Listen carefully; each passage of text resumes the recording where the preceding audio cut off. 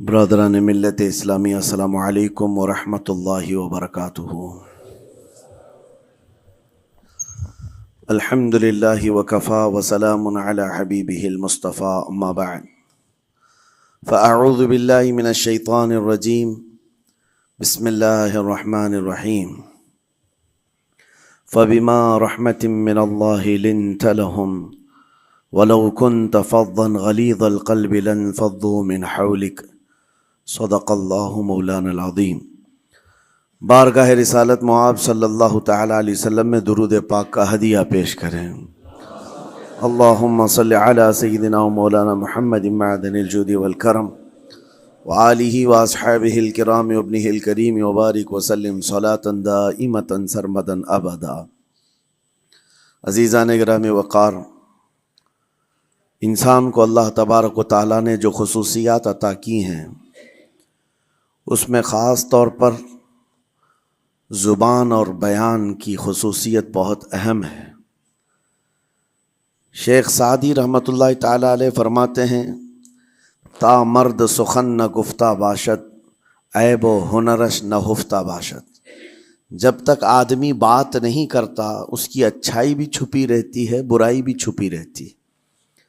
انسان اپنے کلام سے، اپنی بات سے سمجھ میں آ جاتا ہے کہ کس کیٹیگری کا ہے، کس لیول کا ہے۔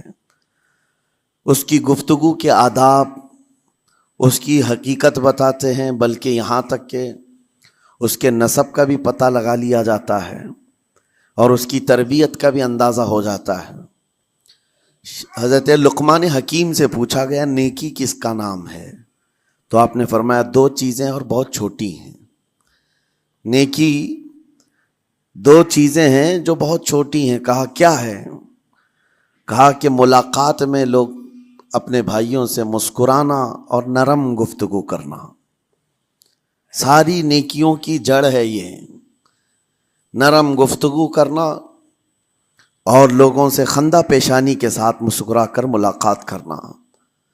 لیکن میرے عزیزو، یہ دو چیزیں بناوٹی تو بہت سارے لوگوں کے ساتھ آ سکتی ہیں، اخلاق تصنع جس کو کہتے ہیں، تکلف کے ساتھ بہت سارے لوگوں کے ساتھ آ سکتی ہیں، لیکن حقیقت میں جس انسان کی طبیعت میں یہ دو چیزیں ہونی چاہیے، وہ کب سمجھ میں آتی ہیں؟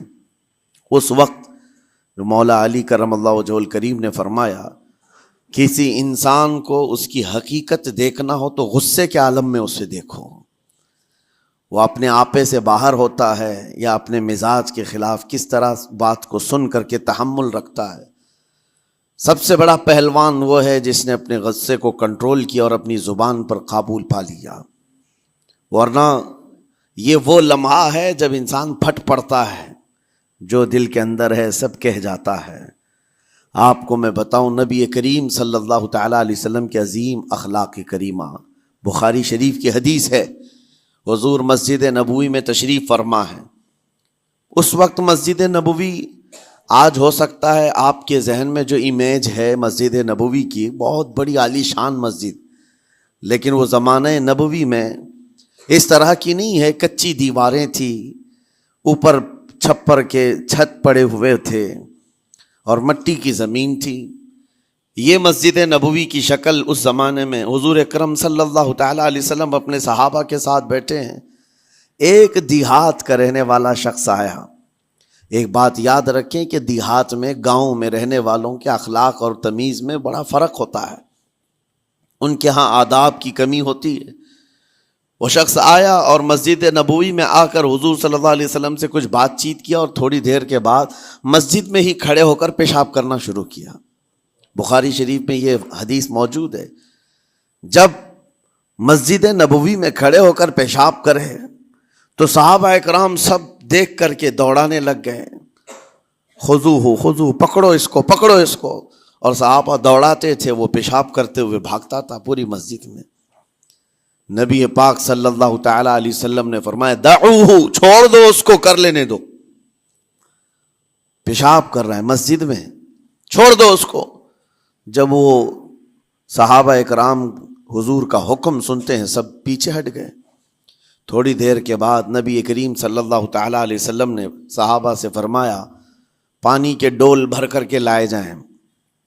صحابہ سے ہی منگوایا، پانی کے ڈول بھر کر کے لائے گا اور مسجد نبوی کے میدان میں فرش پر بہایا گیا اور صاف کیا گیا۔ اب وہ شخص نہایت ہی ڈرا سہما کھڑا تھا، میرے ساتھ کیا ہوگا پتہ نہیں، میں نے پیشاب کیا، اب مجھے یہ لوگ قتل کر ڈالیں۔ نبی کریم صلی اللہ تعالی علیہ وسلم نے قریب بلایا اور فرمایا، نہایت نرم گفتگو کے ساتھ حضور فرماتے ہیں، یہ اللہ کا گھر ہے، یہاں پیشاب نہیں پیشانیاں رکھی جاتی ہیں۔ بس یہ جملہ ہے، بخاری شریف میں موجود ہے، یہاں عبادت کی جاتی ہے۔ اتنا کہہ کر رخصت ہو گئے، رخصت کر دیا۔ وہ دیہات سے آیا ہوا جو نوجوان تھا یا شخص تھا، باہر نکلتے ہی وہ کلمہ طیبہ پڑھ کر حضور کی غلامی میں شامل ہوا۔ میں نے وہ بلند عالی اخلاق نہیں دیکھے۔ نبی کریم صلی اللہ علیہ وسلم کے بارے میں قرآن کہتا ہے، فَبِمَا رَحْمَةٍ مِّنَ اللَّهِ لِنْتَ لَهُمْ، اللہ کی رحمت سے آپ لوگوں کے لیے نرم ہیں، اس لیے لوگ آپ کے ارد گرد لگے ہوئے رہتے ہیں۔ وَلَوْ كُنْتَ فَظًّا غَلِيظَ الْقَلْبِ لَانفَضُّوا مِنْ حَوْلِكَ، اے رسول اگر آپ سخت دل ہو جائیں تو پھر یہ سب چھٹ جائیں گے، آپ سے دور ہو جائیں گے۔ اس رسول کے لیے جب کہا گیا ہے کہ اگر آپ سخت ہو جائیں تو لوگ چھوڑ کر کے دور ہو جائیں گے، تو ہمارے اور آپ کے لیے کس قدر لہجے کی پابندی ضروری ہے۔ ہاں عزیزان گرام وقار، اپنی گفتگو، اپنے کلام، اپنی بات چیت سے آپ اپنے سلیقے بتاتے ہیں۔ گالی گلوچ کرتے ہوئے جن کی صبح شامیں ہوتی ہیں، ان کو دیکھ کر کے ہی پہچان میں آ جاتا ہے کس گھر سے یہ تعلق رکھتا ہے، کہاں ان کی تربیت ہوئی ہے، کس طرح ان کے آداب سکھائے گئے۔ اسی لیے میرے عزیزو، بچوں کو آوارہ بھی نہ چھوڑ دینا کہ وہ اپنی زبان گلی کوچوں سے سیکھ کر کے جائیں۔ کل کو ہوگا یہ کہ اس کی زبان کی وجہ سے لوگ تمہیں تان و تشنیع کریں گے، اس کا باپ ایسا ہوگا اس لیے بچہ ایسا ہے، اس کی ماں اس طرح ہوگی اس لیے اس کی گفتگو ایسی ہے۔ کیونکہ موسٹلی زیادہ طور پر بچے اپنے ماں باپ کے اخلاق کو نقل کرتے ہیں، ٹرانسفر ہوتی چلی جاتی ہیں۔ ایک بار حضور اکرم صلی اللہ تعالی علیہ وسلم مسجد نبوی سے باہر نکل کر جا رہے ہیں۔ توجہ میرے عزیزو، اخلاق کہاں دکھانے چاہیے اور ہماری بات چیت کے انداز ہمیں کہاں ہونا چاہیے، میں آپ کو بتاؤں۔ حضور تشریف لے کر جا رہے ہیں، صحابہ اکرام کھڑے تھے حضور کے اطراف۔ مدینہ طیبہ کی ایک بوڑھی خاتون جس کا ذہنی توازن کھویا ہوا ہے، یعنی وہ دماغی طور پر ڈسیبل ہے، اور وہ آئی جا رہی تھی۔ لوگ جب بھی اس کو دیکھتے راستہ کاٹ لیتے، وہ جس کو بھی پکڑتی تھی سنانا شروع کرتی تھی، جو منہ میں آئے بکنے لگ جائے، اور لوگوں کو تنگی محسوس ہونے لگتی۔ صحابہ نے دیکھا کہ یہ عورت آ رہی ہے، حضور کی طرف آ رہی ہے، سب نے حضور صلی اللہ علیہ وسلم کو گھیر لیا، اس کا راستہ روکنے کے لیے۔ اب آئے گی اور نبی کریم صلی اللہ علیہ وسلم کے پاس اگر زبان درازی کرنے لگ جائے، پاگل عورت ہے، اور بک بک کرنے لگ جائے، حضور پاک صلی اللہ علیہ وسلم کے ادب میں کہیں کمی نہ آ جائے۔ صحابہ کا یہ ہمیشہ اہتمام رہتا۔ حضور اکرم صلی اللہ علیہ وسلم نے دیکھا تو صحابہ سے کہا، ہٹ جاؤ، اس کو آنے دو، ہٹ جاؤ، اس کا راستہ چھوڑ دو۔ صحابہ نے کہا، یا رسول اللہ صلی اللہ علیہ وسلم، اس کا ذہنی توازن ٹھیک نہیں ہے، دماغی طور پر وہ عورت ٹھیک نہیں ہے، وہ آئے گی اور لمبی باتیں کرتی ہے، لا یعنی باتیں کرتی ہے، کہیں آپ کی شان پاک میں کوئی گستاخی نہ ہو جائے۔ صحابہ روک رہے تھے، حضور پاک صلی اللہ علیہ وسلم نے سختی سے فرمایا، ارشاد فرمایا، ہٹ جاؤ، اس کا راستہ چھوڑ دو، مجھے پتا ہے پورے مدینے میں اس کی کوئی نہیں سنتا، میں بھی نہ سنوں تو کس کو سنائے گی، اگر میں بھی نہ سنوں تو وہ کس کو سنائے گی۔ یہ میرے مصطفیٰ کریم صلی اللہ تعالی علیہ وسلم کے دربار عالی جاہ کی وہ بلند اخلاق کریمانہ کی ایک مثال ہے، جس کو خود میرے آقا نے فرمایا، بعثت لأتمم مکارم الاخلاق۔ عزیزان گرامی وقار، لوگوں کے آج حالات ایسے ہیں کہ اچھے لوگوں کے ساتھ اخلاق الگ دکھائے جاتے ہیں، چھوٹے لوگوں کے ساتھ اخلاق الگ دکھائے جاتے ہیں۔ سٹیٹس کا آدمی ہو تو اس کے ساتھ ملنے کے طریقے الگ ہیں، اور غریب کوئی آ جائے، فقیر کوئی آ جائے تو اس سے ملنے کا انداز الگ ہو جائے. یہ نہ ہو، یہ ہم سب کے لیے نصیحت ہے. اسی ممبئی کی سرزمین پر میں آپ کو بتاؤں، ایک ماہم شریف میں بزرگ حاجی صاحب ہوا کرتے تھے، آج سے تقریباً 10-12 سال پہلے کی. وہ کئی لوگوں سے ایک سوال کرتے تھے پکڑ پکڑ کر کے کہ میرا ایک سوال ہے، آپ جواب دیں گے، میرا ایک سوال ہے. کئی علماء سے انہوں نے پوچھا، مجھ سے بھی انہوں نے، جب میں نیا تھا مصر سے پڑھ کر کے آیا تھا، میرے پاس آ کر کہا کافی سالوں سے میرے ذہن میں ایک سوال ہوتا ہے، میں آپ سے بھی پوچھنا چاہتا ہوں. کہا بتائیے کیا ہے. کہا میں حضور سرکار مجاہد ملت رحمت اللہ علیہ کا مرید ہوں. علامہ حبیب الرحمن مجاہد ملت، رئیس اعظم اڑیسہ، جن کے خدمات جلیلہ آج ہو سکتا ہے نئی جنریشن کو نہ معلوم ہو. ان کا لقب ہے مجاہد ملت، جنہوں نے سنیت کی بقا کے لیے اپنا تن من دھن سب قربان کیا تھا. وہ مجاہد ملت عظیم بزرگ ولی کامل ہے. یہ حاجی صاحب کہتے ہیں کہ میں ایک نارمل آدمی تھا، کڑیا تھا، یعنی گھر بنانے کا کام کرتا تھا. جب وہ ممبئی تشریف لاتے تو دوڑ کر کے ہر جگہ سے لوگ ملنے آتے. میں بھی گیا تھا، اور اس وقت میں جوان تھا. حضور مجاہد ملت رحمت اللہ علیہ کی بات وہ بتا رہے ہیں کہ لوگ لائن لگا کر کے مصافحہ کر رہے تھے، مل رہے تھے. جب مل رہے تھے تو پھر میرا نمبر آیا، میں ملنے کے لیے گیا. بزرگوں کے سب ہاتھ چومتے ہیں، یہ ہمارے سنیوں کے طور طریقے ہیں. ادب، علماء ذوی الاحترام کے ہاتھوں کا بوسہ لینا یہ مستحسن ہے، یہ ہمارے آداب میں سے، معمولات اہل سنت میں سے. تو جب سب لوگ ان کے دست بوسی کر رہے تھے، ہاتھ چوم رہے تھے، میں بھی قریب گیا، اور جب میرا نمبر آیا میں ہاتھ چومنے کے لیے گیا تو انہوں نے میرا ہاتھ لے کر خود ہی چوم لیا. وہ بزرگ عالی جاہ ولی کامل جن کو دنیا مجاہد ملت کہتی ہے، میرا ہاتھ انہوں نے چوم لیا. اور میرے اندر ایسی پشیمانی تھی کہ میں کیا کروں، سمجھ میں نہیں آیا. میں ایک معمولی سا کڑیا، اور کہاں ان کا مقام، کہاں میرا. تو اس کے بعد وہ اس بے چینی میں رہتے تھے کہ ایسا کیوں کیا، ایسا کیوں کیا، کیونکہ پوچھنے کا موقع ہی نہیں ملا. ایک بزرگ تھے، انہی کے خلیفہ تھے حضور مجاہد ملت کے، انہوں نے اس کا جواب دیا. میرے عزیزو کیا بہترین جواب تھا. حضرت مجاہد ملت رحمت اللہ تعالی علیہ یہ چاہتے تھے کہ ہزاروں لوگ ہماری تعظیم کرتے ہیں تو کہیں ہمارے دماغ میں بادشاہت کا خیال نہ آئے، ہم غریب اور فقیر کا ہاتھ چوم کر اپنے نفس کی مخالفت بھی کرتے ہیں.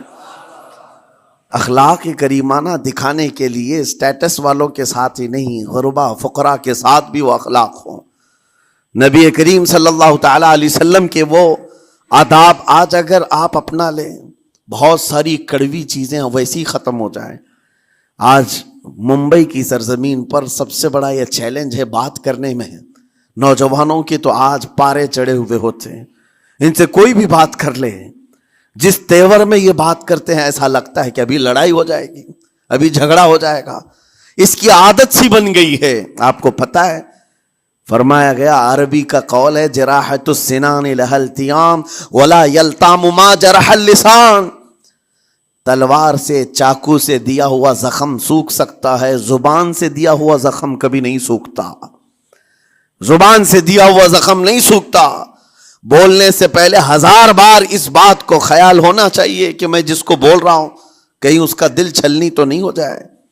میری زبان یہ ہوتی 50 گرام کی چھوٹی زبان ہے، لیکن بڑے بڑے لوگوں کے کلیجے چیر کر رکھتی ہے، بڑے بڑے لوگوں کے دلوں میں سوراخ کر کے رکھتی ہے، زخمی کر کے رکھتی ہے اس کا استعمال. اسی لیے روایت میں ملتا ہے کہ جب انسان صبح کرتا ہے تو سارے اعضاء، ہاتھ پیر آنکھ کان ناک، سارے اعضاء سب سے پہلے زبان سے یہ عرض کرتے ہیں، اس کی پناہ مانگتے ہیں، کہتے ہیں آج تو صحیح سلامت رہے گی تو ہم سب صحیح سلامت رہیں گے، اور اگر تو پھسل گئی تو عذاب ہم پر بھی ہوگا. زبان بولتی ہے، مار کسی اور کو پڑتی ہے. کوئی زبان کو مارتا نہیں ہے، گالی زبان دیتی ہے، لیکن مار کبھی پیٹھ پہ پڑتی ہے، سر پہ پڑتی ہے، ہر جگہ پڑتی ہے. تو یہ زبان نبی کریم صلی اللہ تعالی علیہ وسلم نے ارشاد فرمایا من یضمن لی ما بین لحیتیہ وما بین، حضور پاک صلی اللہ تعالی علیہ وسلم فرماتے ہیں جس نے دو چیزوں کی ضمانت مجھے دے دی، حفاظت کی، میں اسے اضمن لہ الجنہ، میں اس کو جنت میں لے جانے کی ضمانت دیتا ہوں۔ دو چیزیں کیا ہیں؟ حضور فرماتے ہیں ایک دو جبڑوں کے بیچ میں جو موجود زبان ہے اس کی حفاظت کر لے، اور دو رانوں کے بیچ میں جو شرمگاہ ہے اس کی حفاظت کر لے، یہ دو چیزیں جس نے بچا لیا میں اس کو جنت میں لے جانے کی ذمہ داری دیتا ہوں، ضمانت دیتا ہوں۔ اس کا کتنا بڑا کردار ہے، یہ زبان کا کتنا بڑا کردار ہے۔ اور حضور نے ایک بار پکڑ کر کے فرمایا تھا، زبان کو پکڑ کر کے کہا تھا یہ وہ زبان ہے جو انسان کو جنت میں بھی لے جاتی ہے اور دوزخ میں بھی لے جاتی۔ کلمہ کس سے پڑھتے ہیں آپ؟ لا الہ الا اللہ، زبان ہی سے تو پڑھتے ہیں، اسی کلمے نے آپ کو جنت تک پہنچایا۔ اور کافر جو کفر کرتا ہے وہ بھی زبان سے ہی کرتا ہے، اور زبان اسے ہمیشہ کی دوزخ میں لے جاتی ہے۔ اس زبان کو چلانے سے پہلے 1000 بار سوچ لیں کہ آج لہجوں کی سختیاں بڑھتی چلی گئیں، اور آپ کو پتہ ہے قرآن پاک میں رب تعالیٰ نے یہ فرمایا وَلَا تَقُلْ لَهُمَا اُفٍّ وَلَا تَنْهَرْهُمَا، والدین کے بارے میں بچوں کو کیا کہا گیا؟ ان کو اف تک نہ کہو۔ لیکن زبان جب کھلتی ہے نا، ماں باپ کے خلاف نوجوانوں کو ہم نے دیکھا ہے گالی گلوچ کرتے ہوئے اور اتنی بری باتیں کہتے ہوئے، معاذ اللہ۔ عزیزان گرامی وقار، حضور نے تو یہ فرمایا جس نے پلٹ کر کے اپنے ماں اور باپ کو سخت لہجے میں بات کیا یا ان کی نافرمانی کی، حضور فرماتے ہیں میرا دل چاہتا ہے کہ اس کے گھر کو آگ لگا دوں، آگ لگا دوں۔ اس لیے اس بات کو ہمیشہ یاد رکھیں، تمہارے لہجے کی سختیاں کسی کو زخمی کر دیں تو آخرت خراب ہو جائے گی، آخرت خراب ہو جائے گی۔ حضرت علقمہ رضی اللہ تعالیٰ عنہ حضور کے صحابی ہیں، حضور صلی اللہ علیہ وسلم کے صحابی ہیں، آخری وقت آ گیا تھا لیکن زبان نہیں کھلتی تھی۔ حضور پاک صلی اللہ علیہ وسلم کے پاس سفارش لائی گئی کہ آپ کے وہ ساتھی ہیں انتقال کر رہے ہیں لیکن زبان پر کلمہ بھی نہیں آتا۔ حضور تشریف لائے، دیکھا، پوچھا گھر میں ان کے کون کون ہے؟ کہا بیوی ہے اور ماں ہے۔ ماں کو بلایا اور کہا علقمہ کے بارے میں کیا کہتی ہو، کیسا تھا؟ کہا بہت اچھا، پرہیزگار، عبادت گزار، سارے نیکوکاریاں اس کے اندر ہیں۔ تو پھر حضور نے پوچھا اچھا یہ بہت نیک تھا، تم بھی اس سے راضی ہو کہ نہیں ہو؟ ماں نے کہا میں نہیں راضی ہوں، میں راضی نہیں ہوں۔ کہا کیوں، وجہ کیا ہے؟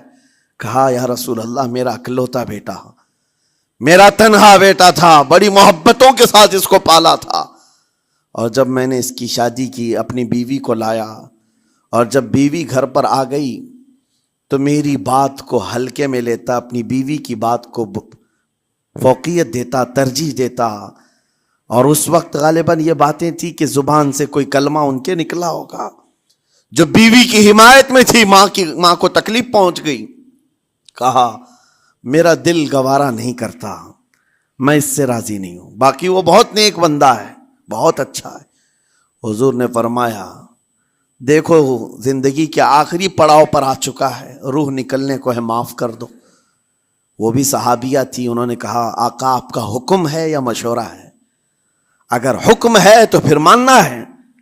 حضور نے فرمایا نہیں، حکم نہیں، مشورہ ہے۔ کہا مشورہ ہے تو پھر دل نہیں چاہتا، دل نہیں چاہتا۔ حضور نے فرمایا صحابہ سے کہ لکڑیاں جمع کرو، آگ لگاؤ اور انہیں اٹھاؤ، آگ میں ڈال دو۔ آگ دہکائی گئی تو ماں کی ظاہر سی بات ہے ممتا بے چین ہو گئی۔ کہا ان کو میرے سامنے آگ میں ڈالیں گے؟ کہا ہاں، اس سے بہتر ہے کہ وہاں جلے گا، یہاں جلے۔ وہ ماں کہتی آقا آپ گواہ ہو جائیں، میں اپنے بیٹے کو معاف کرتی ہوں۔ ادھر معاف کیا، ان کی زبان پر کلمہ طیبہ جاری ہوا۔ میرے عزیزو یہ بتانا مقصود اس لیے ہے کہ زبان سے دیے ہوئے زخم خواہ والدین کو ہو، یہ معمولی نہیں ہوتے۔ ہو سکتا ہے آخری وقت تمہاری زبان بند ہو جائے اور کلمہ طیبہ بھی نہ جاری ہو، زبان کھلنے بھی نہ لگے، یہ حالات آ جائیں گے۔ اس لیے اپنی زبان کا کنٹرول برقرار رکھو، کس سے کیا کہنا ہے۔ ابھی میں اس کا دوسرا پارٹ بھی بتاتا ہوں زبان کے استعمال کا۔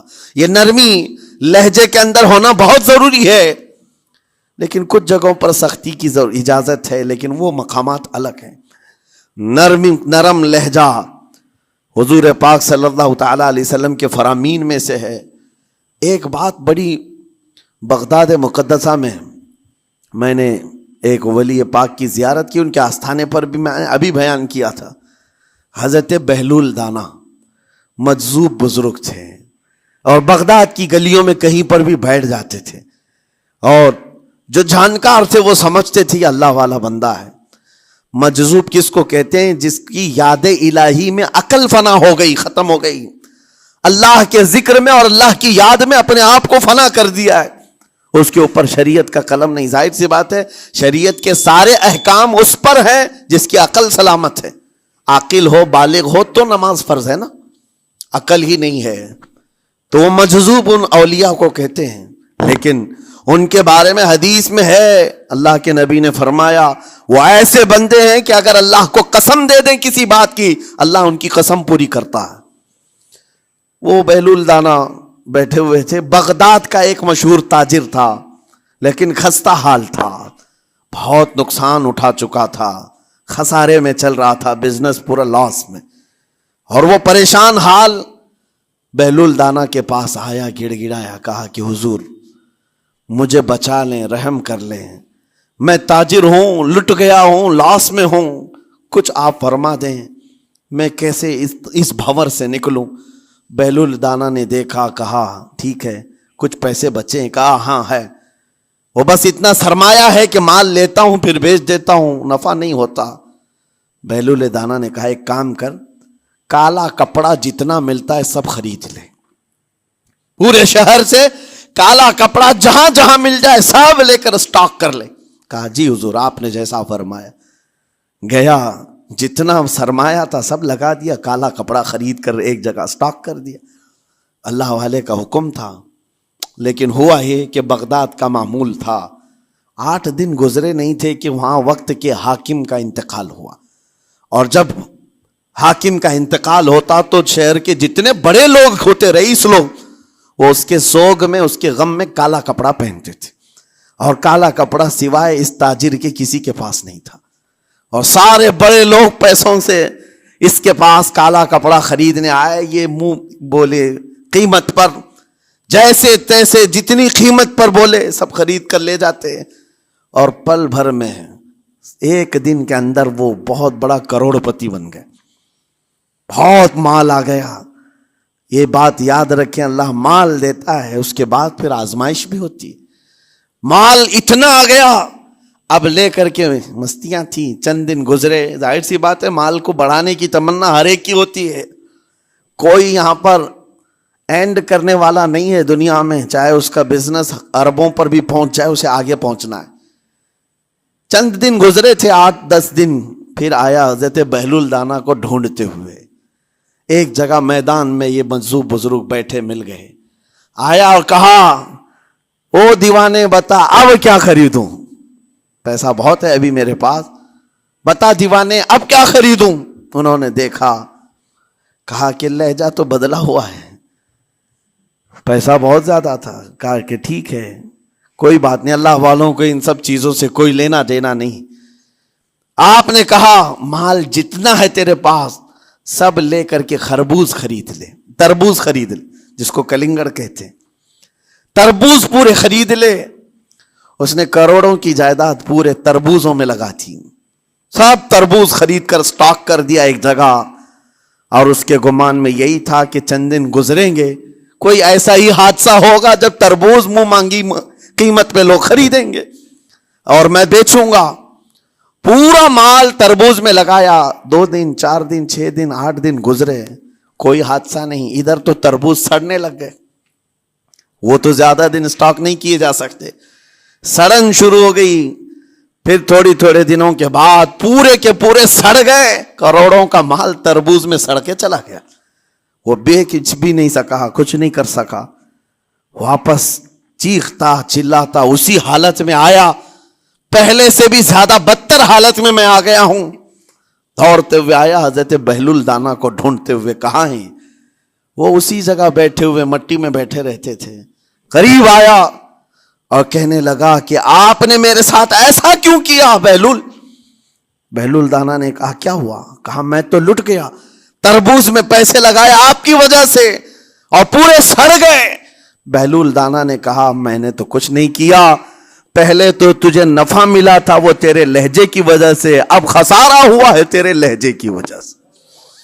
پہلے جو آیا تھا بات کرنے کے لیے اس وقت تیری تمیز الگ تھی، تیری تہذیب الگ تھی، اخلاق الگ تھی، گڑ گڑا کر کہا تھا کہ میں لٹ گیا ہوں آپ رحم کر دیں۔ دوسری بار آ کر کے کیا کہا؟ او دیوانے بتا کیا خریدوں؟ لہجہ بدل گیا تو پوری حیثیت بدل گئی۔ زبان ہماری اونچائی پر بھی لے جاتی ہے اور نیچے بھی لے آتی ہے۔ اس بات کو ہمیشہ ملحوظ رکھیں کہ اس زبان سے بہت سارے لوگ نفع بھی اٹھاتے ہیں، بہت سارے لوگوں کو نقصان بھی ہوتا ہے۔ لیکن ساتھ میں یہ بات بھی عرض کروں، نرم گفتگو کرنے کا عادی ہر ایک کو ہونا چاہیے، نرم گفتگو کرنے کا عادی ہر ایک کو ہونا چاہیے، اس کی نیکیوں کی علامت ہے، اس کے اخلاق کی علامت ہے۔ لیکن ساتھ میں امام شافعی رحمۃ اللہ تعالی علیہ نے یہ بھی فرمایا، چاہے جتنی بھی نرم طبیعت ہو انسان کی، اللہ اور اس کے رسول کے لیے غیرت ہونی چاہیے۔ اللہ اس کے رسول کے خلاف بات سنے تو پھر نرم لہجے کا استعمال نہ کرے، پھر وہ بزدلی کہلائے گی، وہ بزدلی کہلائے گی۔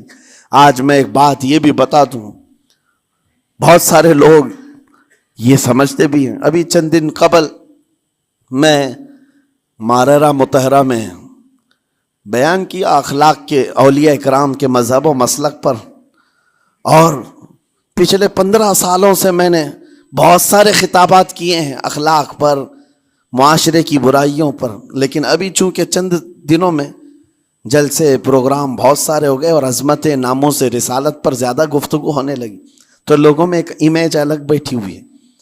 اور ابھی ہم نے اخلاق حسنہ پر گفتگو کیا کی 8 دن پہلے، ایک بزرگ نے مجھ سے پوچھا ایسی بھی تقریر کرتے ہیں آپ ایسی بھی تقریر کرتے ہیں، یعنی نرم گفتگو بھی کرتے ہیں؟ مطلب یہ ہے کہ ہماری امیج ایسی بنا کر رکھیں کہ ہم ہر وقت چلاتے ہی رہتے ہیں، ہر وقت للکارتے ہی رہتے ہیں۔ میرے عزیزوں، میں یہاں پیغام دینا چاہتا ہوں، ہم قرآن کے اس آیت پر عمل کرنا چاہتے ہیں جو مولا نے فرمایا اشداء علی الکفار رحماء بینہم۔ مومنین کی شان ہے، صحابہ کی شان ہے، وہ کافروں پر سخت ہوا کرتے ہیں اور مومنوں کے لیے نرم دل ہوا کرتے ہیں۔ زبان کی نرمی ایمان والوں کے لیے ہے، زبان کی نرمی محبت مصطفیٰ کے لیے ہے، عاشقان مصطفیٰ کے لیے ہے، ساتھ میں زبان کی سختی کفار و مشرکین کے لیے ہے، گستاخان رسول کے لیے ہے۔ اور اگر یہ چیز نہیں آئی تو پھر آپ سمجھ لیں نیک اس وقت نہیں کہلائے گا آدمی۔ بعض لوگوں کو ایسا لگتا ہے نرم بات کرنا چاہیے، نرم گفتگو، بالکل صحیح ہے، یہ اخلاق ہے، لیکن اگر ایسے مقامات پر جہاں تمہارے نبی کو کوئی گالی دے رہا ہو، رب کی شان میں کوئی بھونک رہا ہو، اس وقت تم کہو کہ اخلاق ہے، نرم بات کرنا چاہیے، یہ بے غیرتی ہے، یہ بے غیرتی ہے۔ تمہاری بیوی کو اگر تمہارے سامنے کوئی چھو دے اور اس کے بعد تم ہنس کر کے اس سے کہو ٹھیک ہے جائیے صاحب، آپ کو کہا جائے گا بے غیرت آدمی، بے غیرت آدمی ہے۔ انسان کو اپنی بیوی، اپنی بیٹی، اپنی ماں پر بھی غیرت ہوتی ہے، وہ سنتا نہیں ہے، یہ پیدائشی ہے، فطرت ہے انسان کی۔ اور مومن کی شان یہ ہے، سب سے بڑی غیرت اس کے لیے اللہ اور اس کے رسول کے لیے ہوا کرتی ہے۔ اللہ اور اس کے رسول کے لیے ماں اور باپ کو گالیاں ایک وقت میں برداشت کر بھی لے جائے، لیکن اللہ اور اس کے رسول کی شان میں وہ ہرگز برداشت نہ کرے، یہ ایمان کی علامتوں میں سے ہے۔ بہرحال میں نے زبان کے دونوں استعمال آپ کو بتائے، سخت لہجے بھی ہیں، نرم لہجے بھی ہیں، لیکن جب آپ کا پالا کسی گستاخ سے نہ پڑے تو ہمیشہ نرم گفتگو کرنے کے عادی بنے۔ مومنین میں نرم لہجے کا اختیار ہمیشہ رہے، اس سے اخلاق آپ کے بتائے دکھائے جاتے ہیں، اس سے آپ کے اخلاق معلوم ہوتے ہیں، ساتھ ہی معاشرے میں نرمی اور محبت کا ماحول بھی قائم ہوتا ہے۔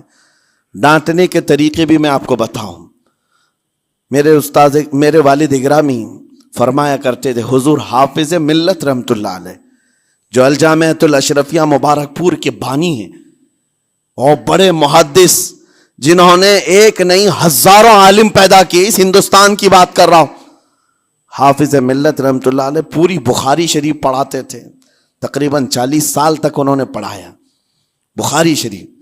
میرے والد ان کے شاگرد ہیں.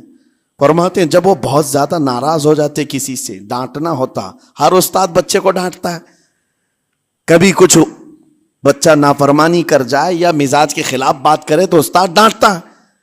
تو حافظ ملت رحمۃ اللہ علیہ اگر کسی شاگرد کو ڈانٹتے بھی غصے میں تو کہتے ہیں اے جنتی کیا کر رہا ہے. کہتے ہیں اگر یہ جملہ قبول بھی ہو جائے تو بچہ جنتی ہو جائے. لہجے کی یہ استعمالات اولیاء سے سیکھو میرے عزیزو. غصے پر کنٹرول اس وقت تمہارے اخلاق معلوم ہوتے ہیں جب تمہارا غصہ عروج پر ہوتا ہے. اس وقت تمہاری حقیقت لوگوں کے سامنے آتی ہے.